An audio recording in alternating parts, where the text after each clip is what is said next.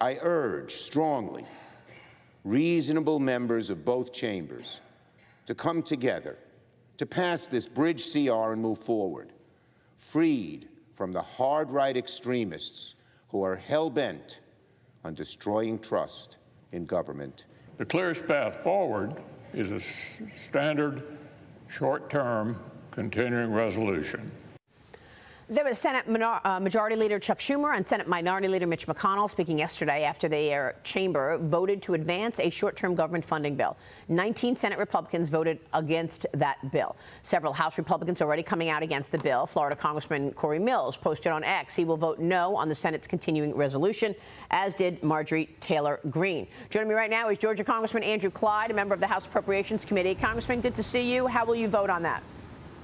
Good morning, Maria. I would be a hard no on any continuing resolution that comes across from the Senate. That's dead on arrival. Anything that continues Speaker Pelosi's spending levels and policy priorities is a non-starter here. So tell me how you get to the other side, because I understand the reckless spending that we've seen in the last couple of years has led to 40-year high inflation, and it's hurting Americans, and you want an end to these policies. But we've got 3 days left. You've got 4 bills that you're trying to advance in the House. Obviously, that is a tall task. And so what about agreeing to a short-term continuing resolution just to give yourself and your colleagues the time to work on those appropriations bills?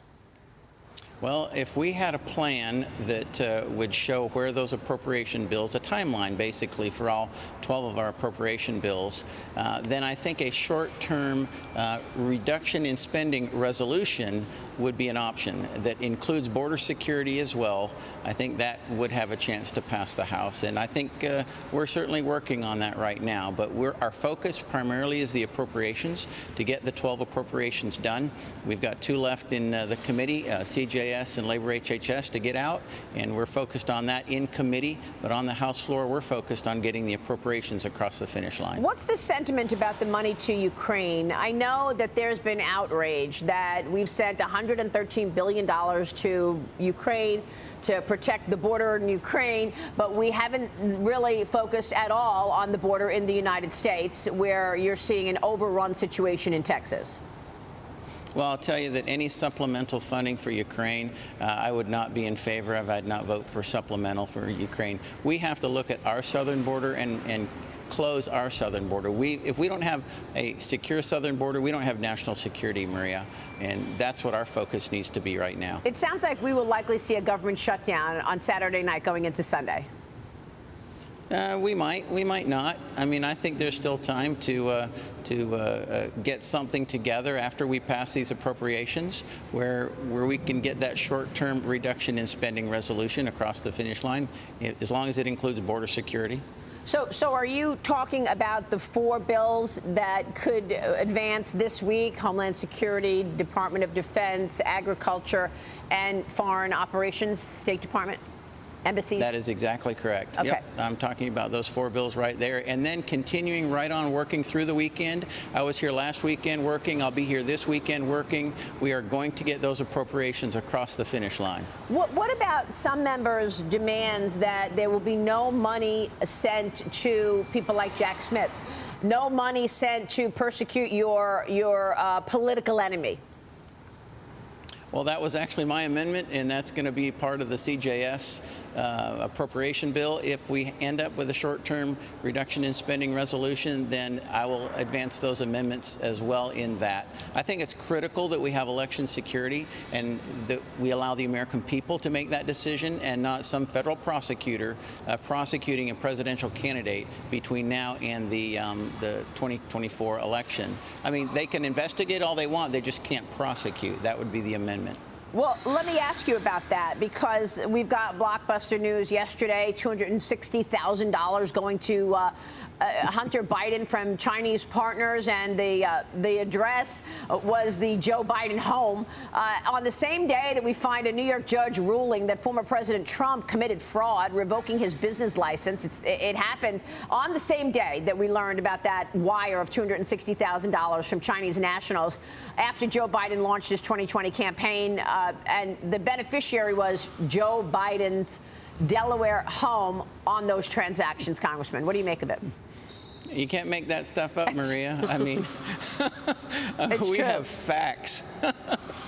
And the Democrats are terrified of this impeachment inquiry, and they should be, because it's based on real facts, not made up stuff like the Pelosi's ones were for President Trump.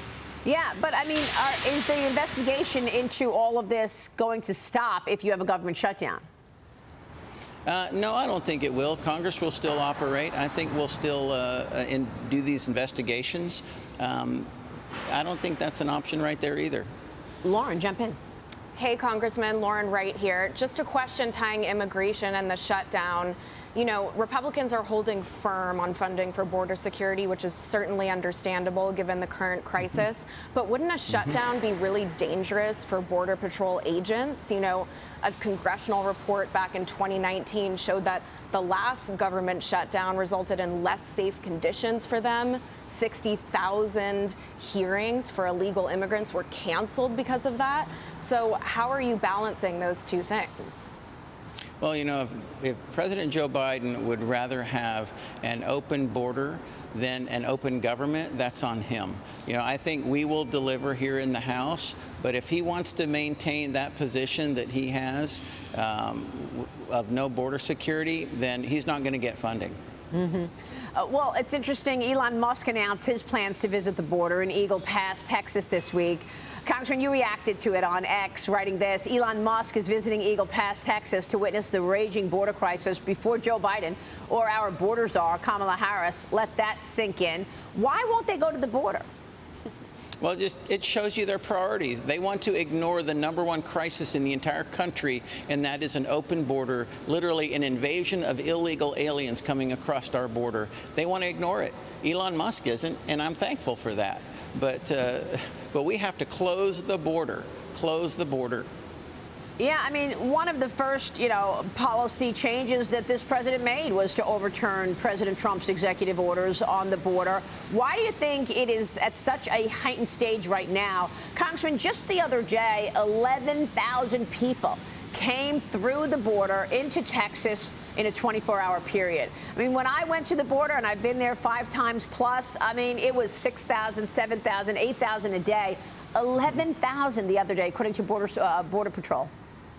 We are being overrun, absolutely overrun by illegal aliens coming across our border, and the disastrous effect that it's having, not just on border communities, but all throughout the United States as well. You're seeing it in New York and Chicago, where the mayors there are complaining about just 100 and a few thousand in their cities alone, but yet you've got, 12 days of that on the southern border equals what the cities of New York and Chicago are just dealing with. So, no, this is a massive crisis on our southern border, and we have got to deal with this. And the cost to that, because I know that these folks are getting, cell phone, money for food and schooling, and in some areas they want to give them driver's license. What is the overall cost to be funding the migrants coming in?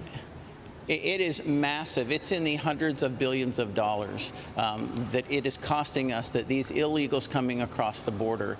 And that's just insane. Yeah. We need to be spending that money on maintaining a secure border, not an open border. Yeah. And President Biden needs to hear that message loud and clear. And we just did a story about how some of our troops are living in squalor. I mean, the environment and the conditions that they have to face, maybe they need some support as well.